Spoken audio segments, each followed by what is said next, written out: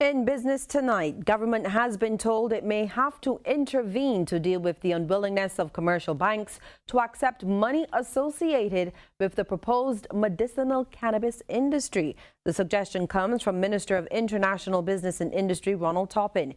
He was speaking during parliamentary debate on a resolution to adopt the report of the Joint Select Committee on the Medicinal Cannabis Industry Bill 2019. Noting that he is no stranger to being critical of the way commercial banks operate, Minister Toppin says they must not be allowed to derail efforts to establish a medicinal cannabis industry. I believe that the time will come when there's going to have to be some political intervention in relation to what commercial banks are doing to this country, in this country, and to this country. We cannot be held to ransom. It is too much work and effort that not only me, but others of us who go out to sell a product, as we are now. We just made some wonderful changes to our tax structure and our whole international business regime. We're out there selling it, hard selling it, only to find that you take one step forward and then you go to take two steps backwards because, in this case, now, of commercial banks. Well, a change in mindset and approach to entrepreneurship is needed in Barbados. Minister of Small Business, Entrepreneurship and Commerce Dwight Sutherland says it remains an important plank on which he hopes modern international economies rely. Minister Sutherland's comments came at the media launch for Global Entrepreneurship Week. It runs from November 17th to the 23rd. He recognized the contributions of the Barbados Investment and Development Corporation, the BIDC, to entrepreneurial development. He says that entity remains a critical partner and has assisted local businesses in getting export ready. Mr. Sutherland says there is a nexus between investment development and entrepreneurship.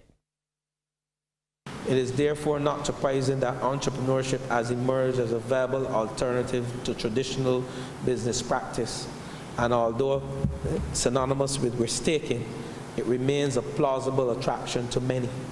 As a matter of fact, one of the great tenets of entrepreneurship, and one which continues to distinguish the entrepreneur from his or her peers, is the fact that where the world sees risks, the creative mind of the entrepreneur sees opportunity. So as a consequence, it is the entrepreneurs within our society, the risk takers, who regularly promote positive global change.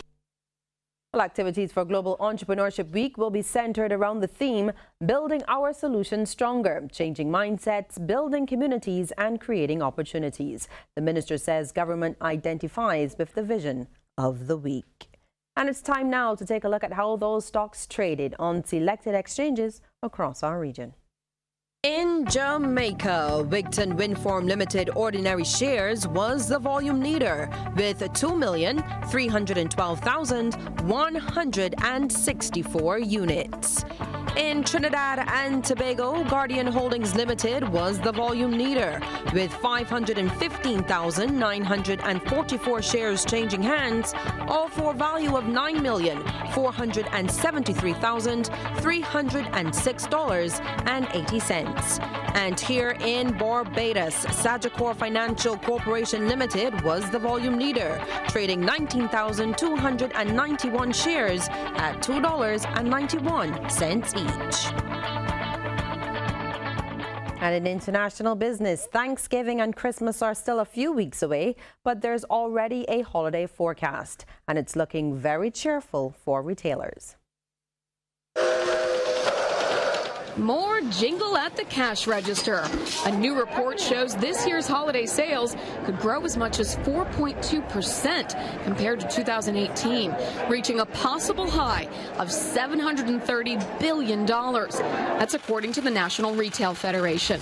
And this is a critical time for retailers, with November and December sales accounting for 20% of annual sales.